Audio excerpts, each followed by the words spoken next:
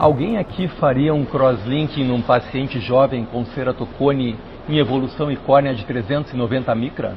Para o Sérgio? Que alguém não faria?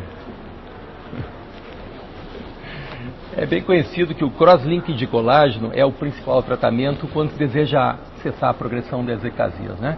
Por outro lado, o protocolo inicial de Dresden apresenta problemas como dor, haze, perdas endoteliais, recuperação lenta da visão, infecção e, pior de tudo, que esses riscos são especialmente potencializados em córneas com espessura estromal inferior a 400 micras. Essa é a maior limitação do crosslinking, já que muitos pacientes ainda deixam de ser tratados por não terem a sorte de possuir córnea grossas o suficiente. E ainda vemos a sua doença piorar sem que nada possamos fazer para controlar, né? A escolha de uma espessura estromal mínima para o crosslinking pelo protocolo de Dresden foi baseada pela máxima energia suportável pelo endotélio corneano. O limite de 400 micra proporcionou a segurança necessária ante as imprevisibilidades das fases iniciais do desenvolvimento do procedimento. Para tentar reduzir as restrições ao crosslinking em córneas mais finas, diferentes ideias foram propostas ao longo do tempo. Mas antes de discuti-las, nós vamos revisar alguns conceitos importantes sobre o crosslinking. Primeiro, a reação do crosslinking de colágeno depende de fonte de UVA, de riboflavina e oxigênio. Num protocolo acelerado, o UVA é aplicado por menos tempo que o padrão, produzindo menor afinamento por evaporação. O UVA pode ser aplicado de forma contínua ou pulsada. A riboflavina tem funções de barreira UVA e também de cromóforo para a reação de crosslinking. A presença do dextrano torna sua penetração mais superficial e regular, além de bloquear o UV de forma mais homogênea. A ausência do polímero veicular aumenta a penetração e a torna menos homogênea, aumentando o risco endotelial. E já a presença da hidroxipropilometilcelulose a confere características intermediárias. A ribo isoosmolar, como a do protocolo de Dresden, afina a córnea por ressecamento. A ribo hipoosmolar engrossa as camadas profundas da córnea, mas isso dura pouco tempo. Nesse quadro estão alguns tipos de riboflavina lançados no mercado internacional. No Brasil é mais comum a gente recorrer a farmácias locais de manipulação. Em relação ao oxigênio, córneas finas, que têm menor reservatório, sofrem maior depressão, especialmente pela aplicação contínua do ultravioleta A, levando à hipóxia. Faltando oxigênio, a reação do crosslinking é menos efetiva e gera radicais livres mais tóxicos ao endotélio.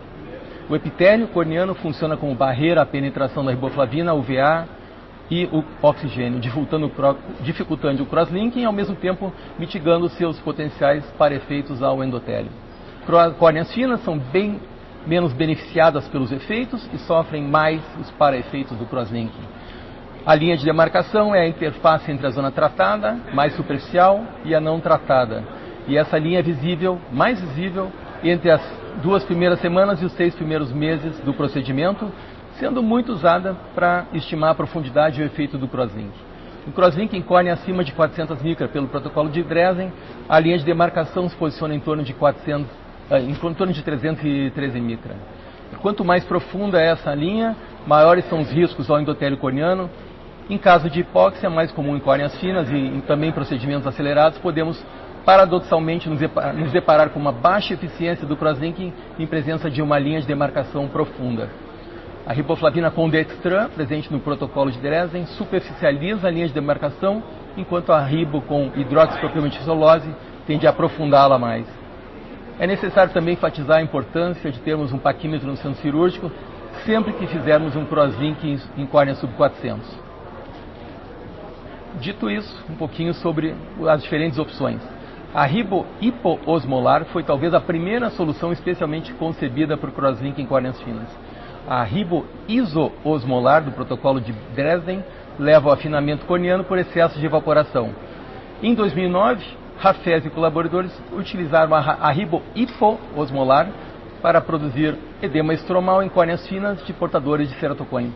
Naqueles casos em que conseguiram atingir 400 micra, o crosslinking foi realizado com eficiência biomecânica muito satisfatória.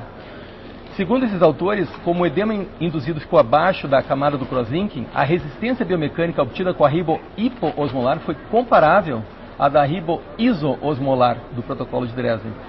Hafez e colaboradores observaram, porém, que o espessamento obtido pela riboflavina hipoosmolar era pouco uniforme e não raramente o procedimento tinha que ser abortado, por não ter sido atingido o objetivo de 400 micras.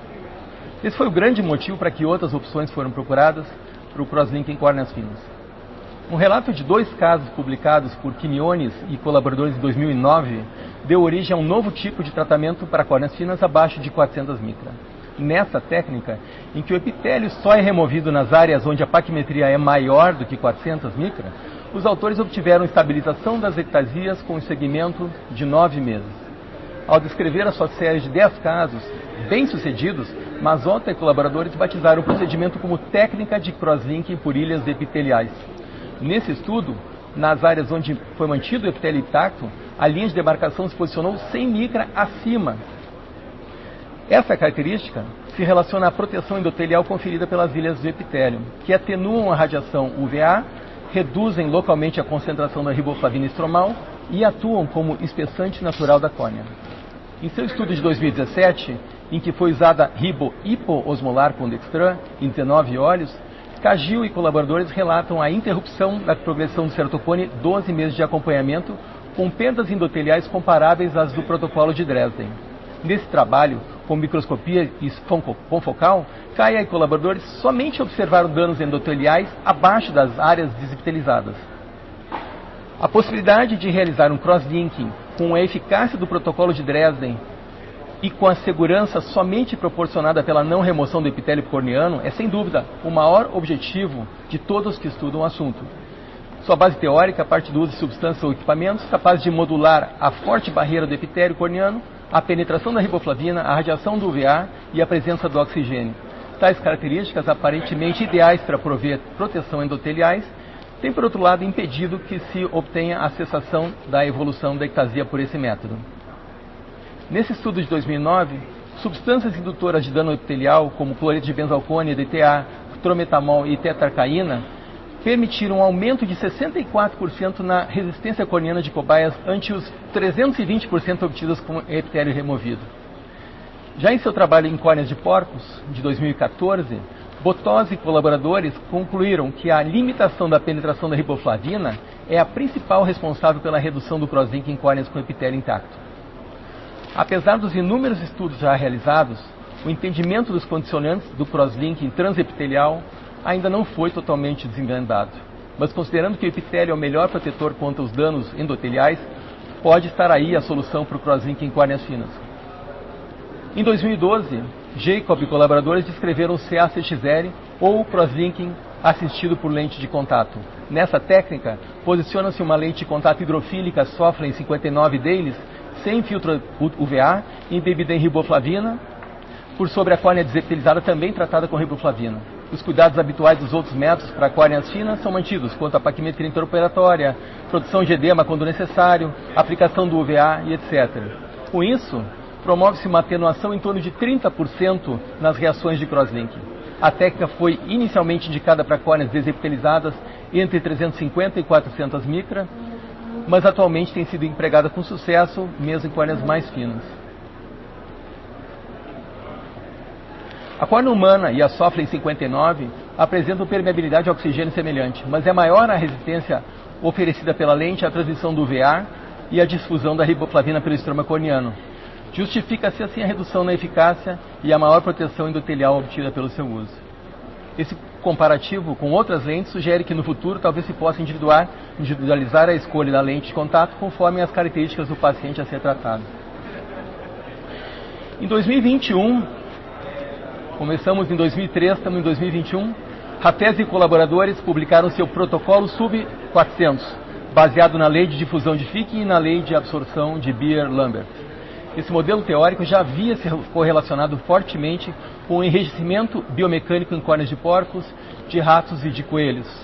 A remoção do epitélio e instilação da riboflavina, PAC intraoperatória e aplicação correta do homograma sub-400 são as etapas do procedimento.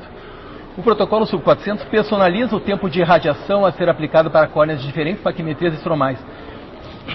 Por exemplo, uma córnea de 300 micra de estroma demandaria 7 minutos de irradiação do UVA 3 mW por centímetro quadrado para produziu uma linha de demarcação a 230 micras de profundidade. Nesse estudo, com 39 pacientes, o protocolo SUP 400 interrompeu a progressão do ceratocone em 90% dos casos, com 1 ano de segmento, sem danos endoteliais observados.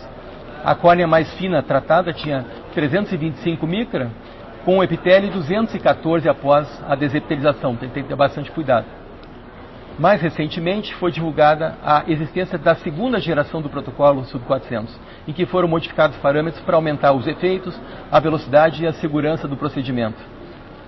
Para aumentar a eficácia, que já estava em 90%, foi aumentada a fluência. O aumento da irradiação das córneas entre 330 e 400 micra incrementou a velocidade.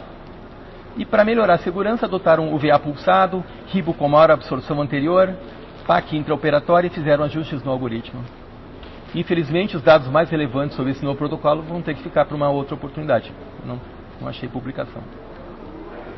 Antes de encerrarmos, é importante nos situar no contexto clínico do nosso paciente. Afinal, de nada servirá estabilizar ectasias extremamente avançadas sem que se possa lançar a mão dos melhores recursos para obter sua reabilitação visual. Eu gostaria de agradecer à comissão organizadora pela honra do convite e já fico à disposição dos colegas. Obrigado.